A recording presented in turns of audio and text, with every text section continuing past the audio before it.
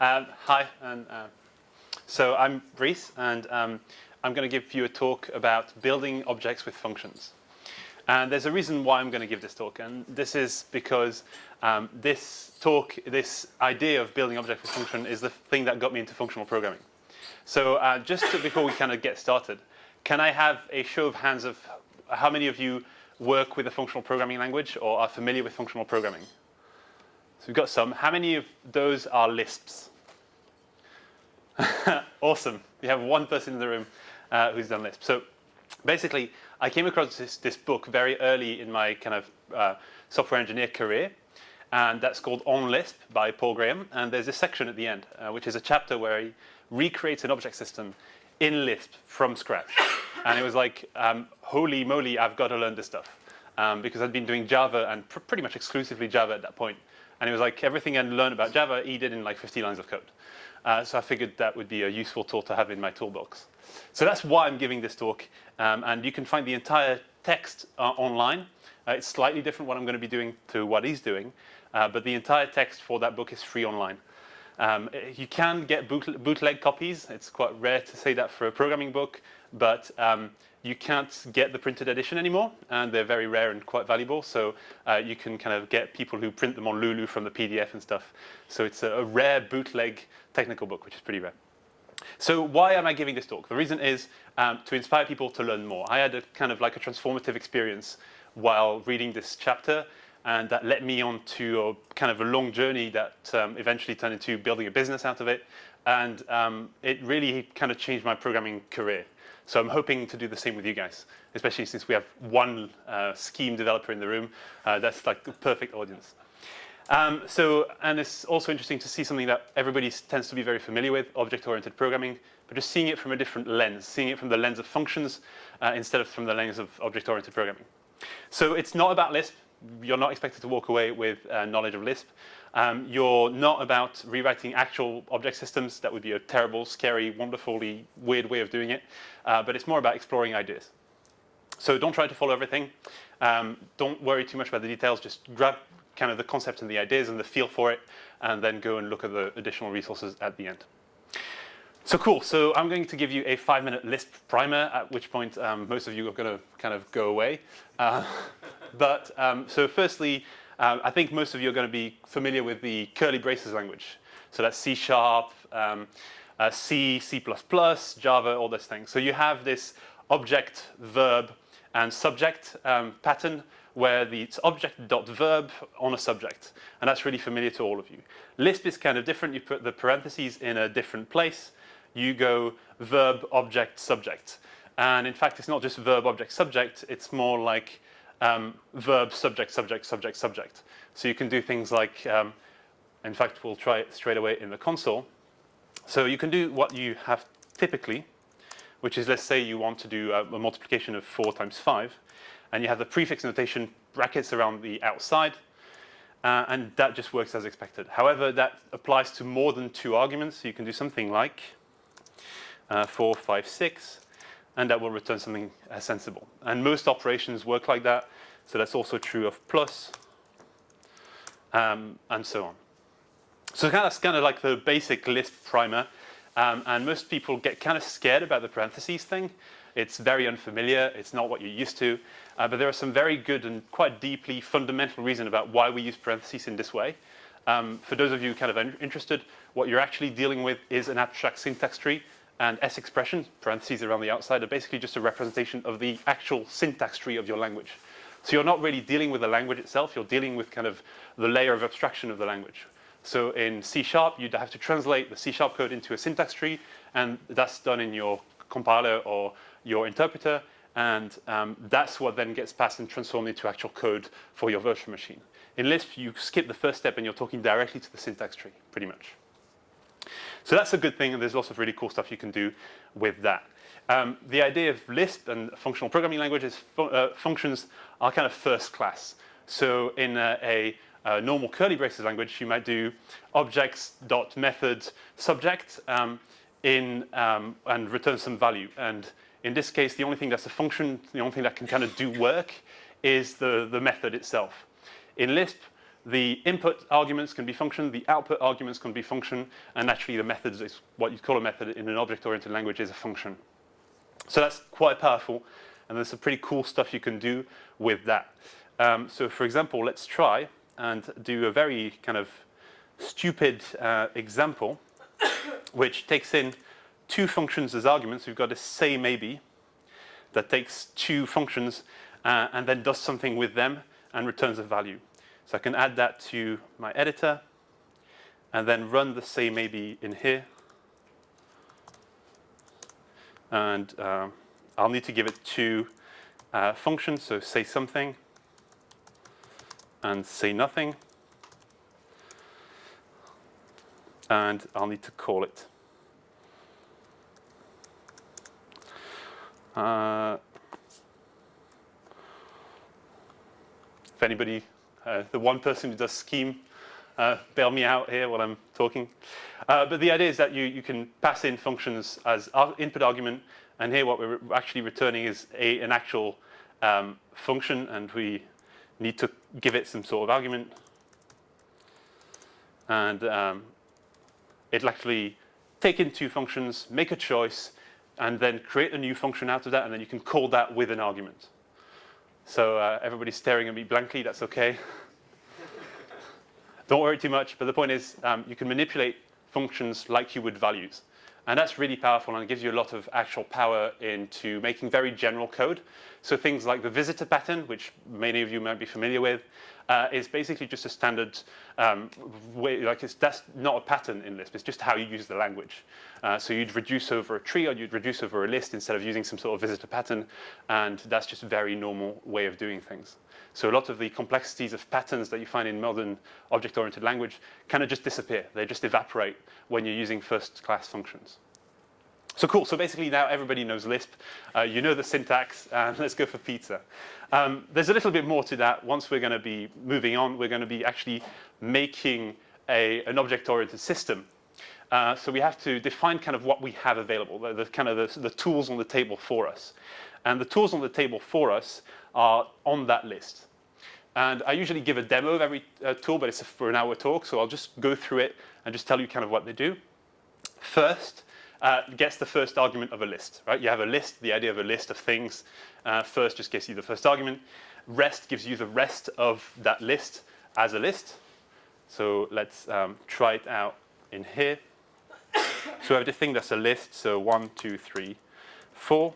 That gives us a list of things. And we can do first of that list, get the first, and then rest of that list should give us 2, 3, 4. Good, that worked. So we have this first, rest, and list. Those are things that create and manipulate lists. And those are basically the only things you really need when it comes to kind of data structures. That's kind of what we're going to build everything from. Then we have basic equality. So we just compare things, are they the same? We have cond, which is conditional. That's your if statement. That's your kind of workhorse of making choices based on values. And cons is also how you construct lists. So I can't remember which way cons goes, but so that's 1. Let's say I want to add 2 to a list, and it adds that element at the beginning of the list. So that's construct. That's the construct function. Then we have the basic or, not, and. It's all prefix, but they mean exactly the same as in every other language, thankfully. Then we have setQ, which is the one thing that we're going to be using that allows you to set a variable, a value that's kind of in your program. Otherwise, we have the only thing we can do otherwise is define a function, def fun, or define a macro, and we'll come to macros later. So setQ lets us set a variable, so we can do something like setQ foobar is 3, and then we can find the value of foobar, and it's 3, right? That's the kind of thing that lets us say this is a variable, essentially. So think of setQ as var in JavaScript or var in C# or similar stuff. So that's kind of what we've got to play with. That's the only thing we're going to use. So there's no tricks up my sleeve. I'm not going to use anything else. This list is everything you need to build an object system. So we need to know where we're going, right? We need to have an understanding of where it is we're actually aiming. because otherwise we'll kind of get lost on the way. So I'm going to define a minimum viable object-oriented language, which has 3 features. One is objects can have properties. They can respond to messages that we pass them. So basically, you send a message, it's the same as calling a method of an object, same idea. And we can inherit our properties and our methods from our parents. That's it. That's the minimum viable object-oriented system. And it's going to be a bit of a weird way of doing it. It's going to look more like the JavaScript object system by the time we're done, but that's kind of what we're aiming for. You can do more. It's just not in 45 minutes. So let's choose where we're going to start from. Right, the first place we're going to start from is we need some sort of associative data structure, so that we can say a name or a value gives us something else. So they call dictionaries, hash maps, maps, etc. in your everyday programming languages. And most languages have those. Most Lisps have those. I'm just going to build them from scratch, just kind of show you one way of doing it. It is not a production-ready way of doing it, right? So don't ever build something like that for production. That's a terrible way to build an associative data structure, mostly. So it's just an interesting way of doing it. So let's think about the basic API of our associative data structure. Well, that's going to be a hash, a map, or something like that. So we have the creation, associating an array. So we say when we have a key of A, we give a value whatever. And then we have the get, so we can get something in an associative data structure, and we can remove something from an associative data structure. Pretty standard stuff. Most of you have seen those before. Python dictionaries, Java hash maps or maps, etc., etc. So let's think a bit about the implementation of what we have, right? How are we going to implement it in our case, with the things we have? We have lists, so it's going to have to be composed of lists. And we can have a list of key value pairs, which are themselves lists. So that's what we're seeing here with this A1, B1. That's our associative data structure. That's actually what we're going to be manipulating, and we're going to be building objects from that. So let's get started with some very simple utility functions before we kind of dig into the interesting bit. We're going to define a constructor for our hash, which just returns an empty list. So the syntax here, which you're seeing with a tick, backtick, and then list, that's quote. Don't worry too much about it. That quote just means take the following as is. Don't modify it. Don't try and evaluate it. Just take it as a data structure instead of something you should be evaluating. That's basically it. So, and we have here, let me show you the difference. This thing return a list. This will return a list as well. But and quote list is the same as quote and then something. This just means take this as is. That's all. Second should be pretty obvious. You take the first of the rest. Third, and then we have get key for a key value pair. If we take the key at the first item in the list and the value at the second item in the list, that's just first. And then get value is just a second. And empty, just you use the equality comparison to say, is this thing equal the empty list? So that's what we have. That's our kind of our very basic building blocks for creating associative arrays. That's kind of the minimum we need. So we need to start thinking about building the API for associative data structure. So what's GetIn? Well, let's start by thinking about GetIn. You have a list. If it's empty, you return nothing. That kind of makes sense. You've not got anything in there. That's the first condition. If the first item in the list has a key that's equal to the key you're looking for, you return the value. Otherwise, you slice off the first element and pass the second bit to yourself. So basically, it's a recursive call, like you're zipping down the list, and you're looking at the first element. It's like, is this the one I'm looking for? No. Move to the next one. Is this the one I'm looking for? No. And then just go to the end of the list, at which point you terminate. And that's a recursive GetIn. So we'll add that into our editor, and we can see it working in the console straight away. So we can go create a new hash, something like that, and I'm going to give it a name. So setq my hash mh for a new hash. I'm calling it hash. It's not really a hash. That's a terrible name for it, but that's kind of just keep the idea of this is kind of a mapping. So we have mh, and then we can call it again. We've got this value, and we can associate. If we get in mh, we give the map first, and then some key. We should get in. We get nothing, right? And because this is a weird list that's running on top of JavaScript, we get null instead of nil. But that's same thing, basically. How is it so far? I've got some blank faces, some people nodding, some people shaking their head, which is not encouraging. Okay, cool. So that's GetIn. This is not very useful associative data structure until we have a way of pushing stuff in. So let's do that now by a sock. And a sock is a little bit more complicated. And mostly it's because we have to think about what if there is a value of that already in the list, right? So what if we've already associated A to that list? But we don't, I mean, you can look at the all the code yourself in your own time. But essentially, we're zipping down the list. If we don't find it, we add it to the beginning of the list.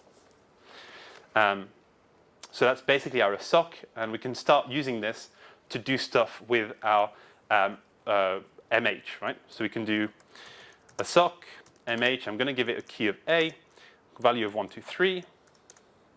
And that's returning the value. Notice that MH here has not changed. MH is still empty. So we have to kind of, because we're not, this is functional, so we're not ever, unless we use setQ, we're not ever changing states. So it's basically immutable unless we tell it to change this state. So instead of associating something by just calling a sock and mutating the state of our MH, we have to say explicitly, set the new value of MH to be this new thing after the association, and we'll get that back, and it's the right value. Cool. And does GetIn work? Try it, GetIn MH A 1, 2, 3. So we have now an associative data structure. That's cool. That's going to be the building block for our objects.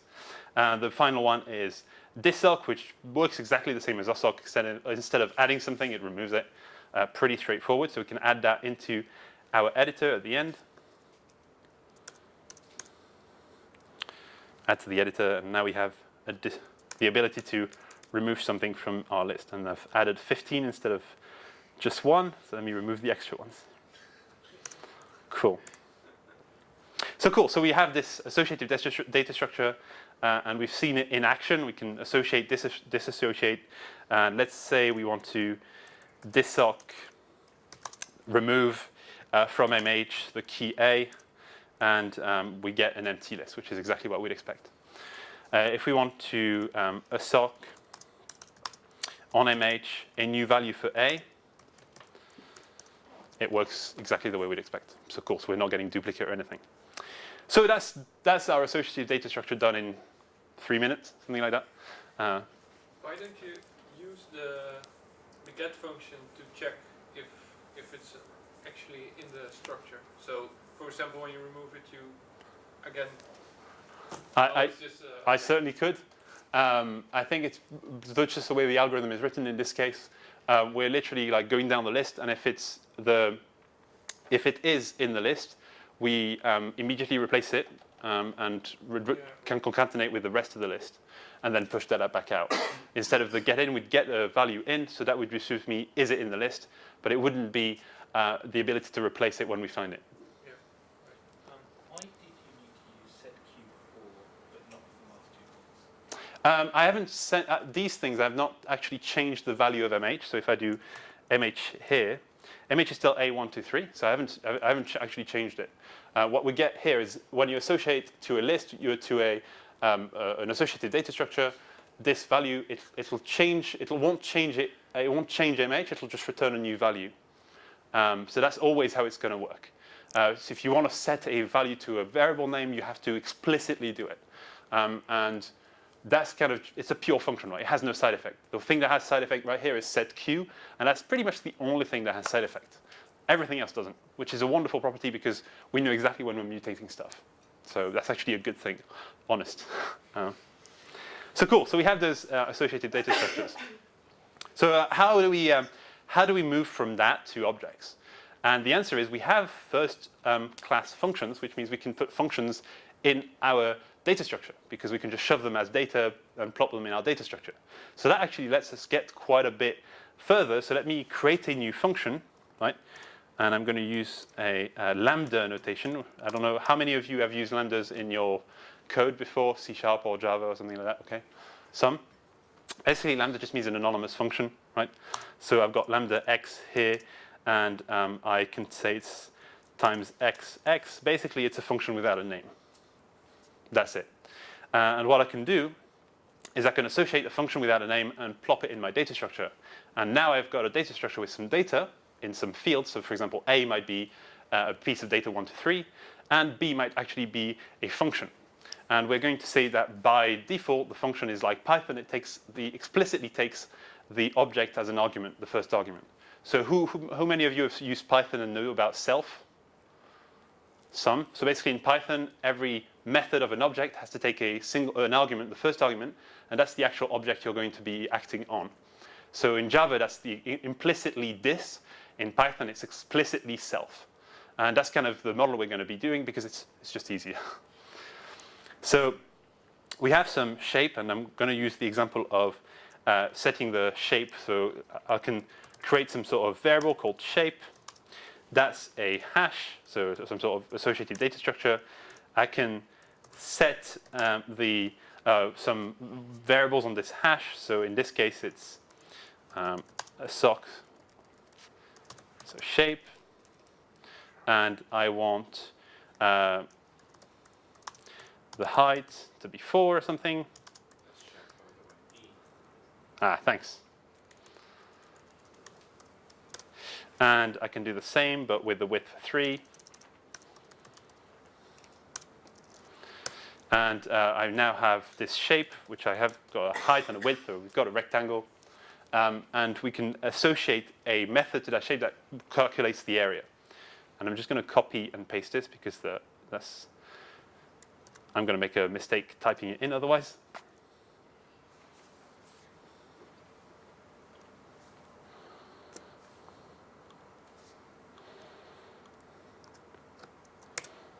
Cool.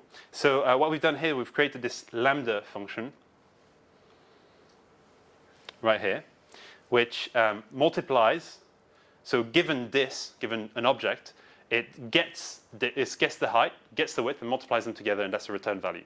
And we've associated this function to the area field. So if we have a look at our actual object now, our shape object, which is this thing here, we have the height, we have the width, and we have the area, which is a function. So far, so good. So what we can do is now do something like this. Get in shape. We want the area. And we're going to call it as a function. So that's what the parentheses is on the shape. And we get the actual area of the shape.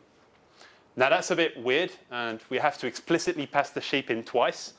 That kind of sucks, right? Right now it sucks. And I see people nodding. It's like, yeah, what are you doing, Brice? This is terrible. So we have ways of making this a little bit better. So let me scroll down and take that's the same example, right? Get in shape, area, shape. But we don't like that syntax. That syntax means that we have to explicitly pass in shape twice. Not so good. So let's change that. And this is where we come to creating a new function called tell. And tell will kind of do the right thing and let you call a method on an object without passing shape twice. It'll kind of do the manipulation for you. And if we jump to our console, we can now tell the area to give us its tell the shape to give us its area. So we should be able to do tell area and then shape. Doesn't like that. What have I done wrong? Cannot protein length of undefined. Did you call it width instead? Pardon? Did you call it width instead? Height and width. Height and width, yep, and height and width. Let's look at the length. Oh, in my shape function, you mean? No, the tell function. So the tell function doesn't actually do anything in terms of the object itself. It doesn't grab the length. So once again, the one person who knows scheme, please feel free to bail me out anytime. I guess it must be in your length or your hash. So let's, get... Oh, I've just got it the wrong way around. I need to tell the shape to give me its area, not tell the area to give me its shape. That works much better. Yeah, good. Yeah, so that's basically our tell function, and now tell, you only have to say shape once, you only have to give the method name once. It's a bit weird for those of you who are used to kind of the standard curly braces language. It's like not quite the right order. There are some prettier things you can do. So for example, if you had the time, you could make shape a function that takes in a method name and looks at it itself. But really, that's kind of, that passes our first criteria, right? We now have objects which have properties, and they now have methods. And that's purely just using list. I mean, it's some of you are looking at me a little bit harshly, because it does. That's the kind of the core of an object, right? And it really is kind of where you build objects from. In fact, that's the idea of an object. You're just bundling data with functions, and we have that now. It's ugly as sin, but that's just a matter of time. It's because the pretty version can't be done in 15 minutes. It has to take maybe a couple of hours to actually create a pretty version of this. But the idea is we have this core idea available. So now it gets more interesting. Let's move on to macros. Now we have this set Q shape, a sock shape thing that's not very pretty, right? We want to be able to say, define a property on this object, and it has this name and this value.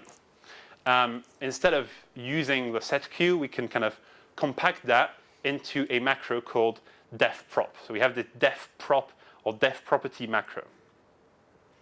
Now this macro syntax is going to be weird, right? You can see the backticks and the commas, and people are looking at me like I'm completely insane. But eventually you'll learn to appreciate that this macro actually takes in code and uses it as data. So what it's actually doing is it's looking at the code you're passing it, and it's treating it as a list, right? This is why the funny syntax is here. This is because every statement with the parentheses, every expression, is actually a list. That's what it really is. And the macros let you manipulate the lists in a programmatic way. And what we're saying here is transform anything that has this stuff, right? This class name function, transform the code itself into a different shape. And the shape we're going to transform it in is into setQ, and this is this backtick means as is. So we're taking the rest as it is, and we're saying taking setQ, taking the class or the name of the object, and the class we want to pass in. So we're saying comma class, which means unquote. And yes, it's not easy to get your head around. However, you need to think of it as you have this cookie, and you want to put chocolate chips in it. And the chocolate chips come from outside the cookie dough. What's inside the quoted form is the cookie dough. The commas are the chocolate chips. And you're saying, this is my cookie dough. Let me add some chocolate chips in it, which is class, this thing here, and the function. And so that's the kind of the basics of it. Honestly, this is kind of where an enormous amount of power comes from, the macro. Because your code being a data structure, you can use programmatic tools to modify it. So you can generate code on the fly. So any patterns you might think of, you can just write a macro and add a new feature to the language. So for example, if you wanted to say add, how do you call it?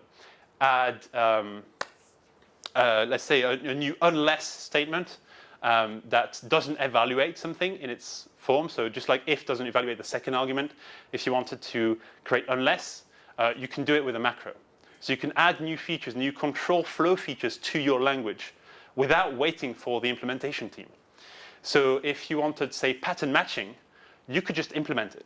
You don't have to wait for the Roslyn team on the C# compiler to write pattern matching 3 years in the future. You can do it in your program straight away, which is really powerful. So this fact that you can create a new language feature is kind of one of the key components of Lisp. And that's kind of what lets you create these domain-specific languages. And we'll get onto that a little bit later. So we've got this def prop. And honestly, I'm not sure I can remember how to use it now. But def prop on the shape. The name is going to be, say, C, and I want the value to be 345. And if I do shape, does it have C? Yes, it does. So I can now create, without having to go through the setQ mess, I can create, add a new property to my class. So in my case, it's a shape class, and I'm adding this C. It's called function in there because I can add a new function, right? I could use def prop some other name, let's say Bob, and I can here add a new lambda, a new function by let's say square instead, and this that's going to be a lambda function. So an anonymous function takes this and returns, say, something stupid, just as an example. And is that the right number of parentheses? I think not. Here we go. And then I should be able to call tell shape to give me a square, and it's not really a square, but here we go, we get 20, right? So I can now add new attributes to my objects in a much nicer way. So we've got def prop, and we have tell, and that kind of cleans up a little bit of the horribleness around what we've done. So cool. So we've now got this kind of basic stuff. It comes to the kind of the more interesting bit, which is inheritance, right? So out of this, how can we inherit stuff? How can we inherit from different classes? And the answer is you just have a parent attribute, and you just look in the parent before you do anything. So we have this new idea of having a parent. So our class will just be, say, def prop shape. We'll have some sort of parent, some sort of reserved parent attribute, and in here can be another thing. So let's say we want to create we have this shape thing, and we want to create, say, a how do we call it? We want to create a subclass of shape. We can do create. So we'll do setQ circle. And this will have it's going to be a hash. And then we want to say def prop of circle,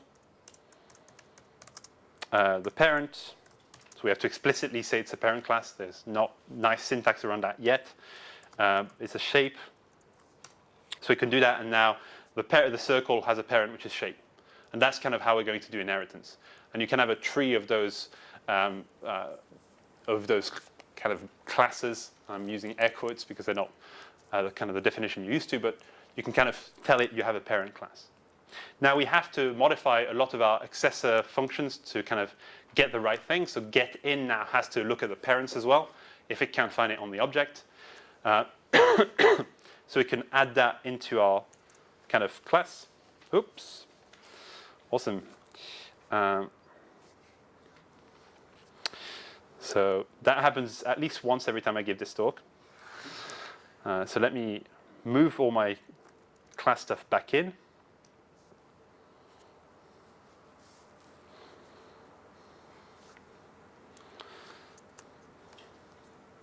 Why are you creating this new bit? Isn't it closer to composition rather than inheritance normally understood? It kind of is, yes. And most of the reason for that is we haven't got the time to put the syntactic sugar around proper inheritance. But that's more a matter of time than a matter of ability. But yes, it is. It really is more like composition. And secondly, we're talking about prototypes here. We're not really talking about class-based objects, if that makes sense. You'd have to add another layer of syntactic sugar to turn that into a proper class-based system. But yeah, it's just a matter of kind of the time we have available.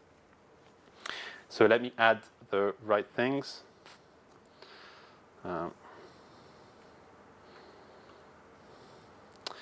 Disoc, tell, def prop. And we now come to the GetIn, which we have to change to be able to look at other things. So we have the recursive GetIn that looks at the parents, which we can add, and it's pretty straightforward actually. If you once you get to read the code, you can say, does it have a parent? Does it have a value in the structure we're looking at? If yes, it does, then if it has the value, just return the value, and that could be a function as well. if it has a parent and it doesn't have a value, then look at the parent, and that just recurses up the parent tree until you have no parents.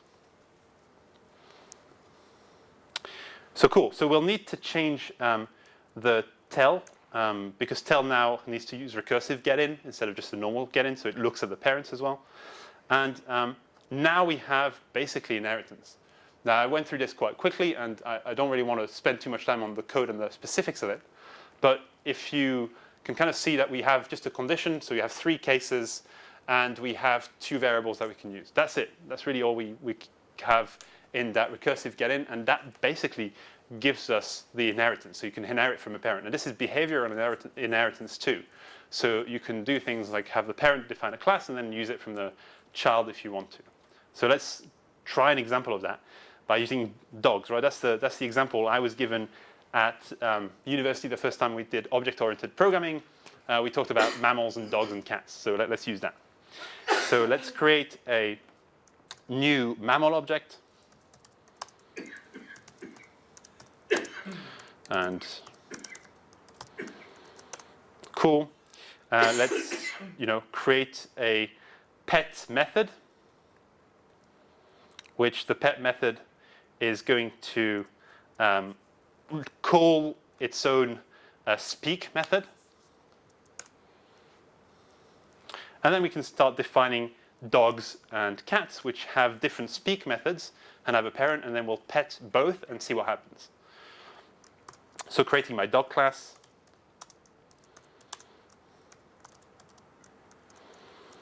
I'm adding a speak method, and I'm just going to copy that to make sure I don't make any mistakes.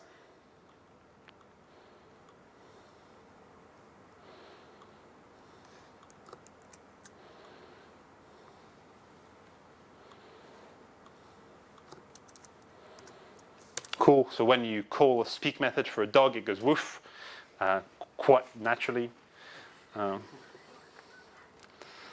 And we'll set the dog to have a parent of mammal. So we now have this dog thing,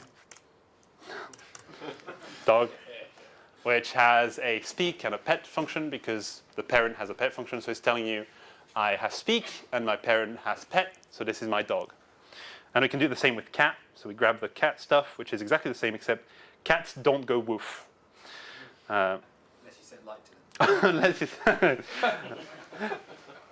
you have a disturbing mind. I like it. An irritating cat. So we have this cat that goes meow, right? And we can now do stuff like tell the cat to pet the cat. So we go tell cat, and we're petting the cat,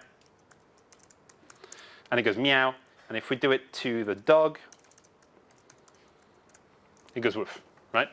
So this is great because we now have behavioral inheritance, right? So we are calling the pet method, which is defined in the parent class, and that's using the class defined in each of the subclasses. So that's the cat and the dog, that's good. We now have inheritance, basically, in our language. We can create objects with inherit properties and methods from their parents.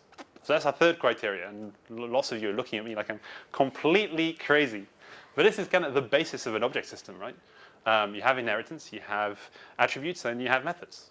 A lot of you will ask me questions afterwards about kind of, is this really an object system? And we can go into it a little bit more at the questions. But this is kind of meets our original criteria of the minimum viable object-oriented language. So cool. So let's take a step back and have a look at why we care about this stuff, right? Why we care that in 40 minutes we've created a minimum viable object-oriented language, right? We care because that's quite a big chunk of functionality we've created very quickly. And it's about power. We have a lot of expressive power. We've created a DSL system to talk about object-oriented languages. So we've created an object-oriented language inside of Lisp. This is a lot of power, especially in the time we've just had together. And you've seen all the code. You've literally seen the kind of the 50 lines of code it takes. So this is completely about having that ability to express yourself in a powerful way, which is why we're doing it. But there's more to it than that, right? This is not about objects. So this is about creating software in a different way. Instead of creating software by using kind kind of just creating your model out of objects and mapping your model to objects. What you're creating is a new language to express what you're talking about. And I've just used the object-oriented domain because that's one everybody in the room is familiar with. But kind of the ideas of creating a domain-specific language in Lisp is something that you use all the time, and not just for this stuff, but you could start creating a domain language for finance. And because you have macros, you can create the kind of the syntax can be shown to somebody who doesn't know programming, but they'll still be able to read the domains, the domain terms and the verbs, and understand kind of what's going on. So that's quite a powerful way of creating software by using this domain-specific language approach, which is very much what Lisp is good for. Right? That's the strength. So this is what kind of the DSL is. And for example, you can create a declarative language inside a functional language. And that's been done before for, say, Prolog-like, if those of you have done or know of Prolog, which is kind of a logical program, declarative logical programming language. You can kind of embed that inside Lisp. And that's actually quite easy to do, and it's been done about 3 or 4 times just with a very quick internet search. For example, one really cool thing is this entire talk is written in a DSL. That's the DSL for a heading that you've seen scrolling down. And I can add stuff dynamically to this stuff. And for example, I can create a new heading. How am I doing for time? 4 minutes. Okay, good. So the title is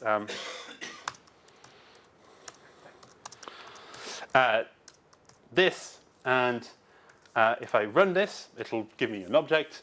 But now I can go to the bottom of my slides, and I can see that I've created a new title. And I'm not joking, this isn't just pre-prepared. You can see this thing here is the DSL. It's not a pretty DSL because it was written quite quickly, but this is code. This is code that creates templates out of HTML files. And these are the actual slides and the content. And at the end, there's more code that kind of activates the slides. So this is the talk that you've just seen in a DSL. And I'm a little bit nuts, so not everybody wants to do that. But the point is DSLs are quite a powerful way of creating software. And that's very expressive. And there's a lot more you can do with the DSL. I showed you for the talk. You could embed Markdown in it. That would be like a single function that just turns stuff into Markdown. And then you now have a really powerful way of creating this kind of slides really, really quickly. And there's also another additional thing that kind of is embedded in the code, which is we're not developing software by thinking about what we're going to specify and then creating it. We're kind of dynamically interacting with both the editor and the console, and you'll notice that whenever I type something in the editor, it's immediately available in the console as if by magic. And that's actually kind of the way you want to think about this is you have you're interacting with the software system you're building. So instead of the piece of software that comes out at the end being an artifact that you create, the piece of software at the end is a side effect of the interaction you have with your domain. It takes a while to kind of get that into your head. But what you're doing is you're exploring your domain model through the REPL, through this interactive REPL. And at the end, you end up with a piece of software that represents your model. So it's a side effect of your exploration. And that's a really different way of building software. It's a really interesting way. And I highly encourage everybody to try it because once you've done it, you won't want to go back. It'll completely spoil you because the exploratory phase is kind of interesting. You're kind of modeling your domain, and you don't have to, once you've done that work of the exploring, you don't have to kind of start writing software. The software is kind of already there for you. It's already there in the background. And there's a lot more cool stuff that most Lisp environment have. So if you have any Emacs hackers here, they will know all about kind of this interaction with your software as you're writing it in the environment, so that you can jump into your environment, create a new function, jump back into your kind of your editor window, and that's immediately available for you. So it's kind of really it's the software as a side effect of your interaction with the system, which is a really interesting property and a really interesting way of developing software. So this is it. This talk is available online at fractallambda.com, building object with function. The link is already on the comment of the meetup page. And that is it. Thank you very much for your time. That's it. Any questions? Good question. Please. Can you do meta classes with this? Yes, you could. Not with this just yet. I think you'd have to do a little bit more work, but yes. Yeah. Do you have to reserve sort of a lot more words in order to be able to do it, or can you just do it with complicated? I mean, I don't think you have to reserve many more words to do it. I think once you've kind of figured out the language to define metaclasses, you should be able to get away with almost just functions and macros. Or certainly, that's kind of the only thing you have, so you will be able to. But yes is the answer, you definitely can. Common Lisp has a more sophisticated object system that's a lot more production ready than this thing is. But yeah. Earlier you used an ampersand character. Yep. What's that? Oh, that just means variable number of arguments. So it's just one or more arguments to a function. That's it. Yeah. Yeah.